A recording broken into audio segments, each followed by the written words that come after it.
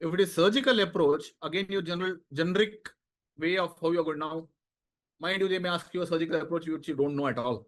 In the sense, you don't know the approach per se, but you know which area of the body it belongs to, right? Now, example, they asked you, say, frosh approach. Okay, frosh approach, you know it's for the knee, but you don't know the exact place. You know it's somewhere on the lateral side. Right? Draw a simple diagram on the lateral side. You draw it. Okay, even if it's not perfect, you're going to get some marks for that. Surface, you write your answer as what are the surface markings, so what are the landmarks, and surface markings, most of them are bony. So you know on the lateral side what bony structures are there. The skin incision, you write from this point to this point. So what is the superficial plane? Superficial plane and subcutaneous tissue you need to dissect. The deeper plane is between which and which muscle, if you know the plane.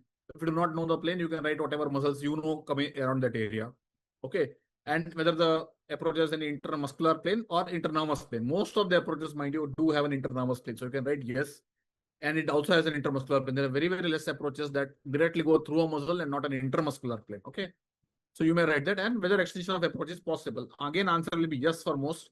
Very few approaches which you cannot extend. Okay, so if we divide your answer into these headlines, again, even if you don't know anything about the approach, you are going to get those 3 or 4 marks if it is a 10-mark question. Okay, and write the complications of that particular approach, because any surgical approach has its own complications. You can have damage, you can have infection, you can have damage to the surrounding neurovascular structure, you can have damage to any of the ligaments or articular cartilage, all those things. So all the structures in that particular approach, any tissue for that matter may get injured, and you may have wound healing complications. Okay, so that's how you would write.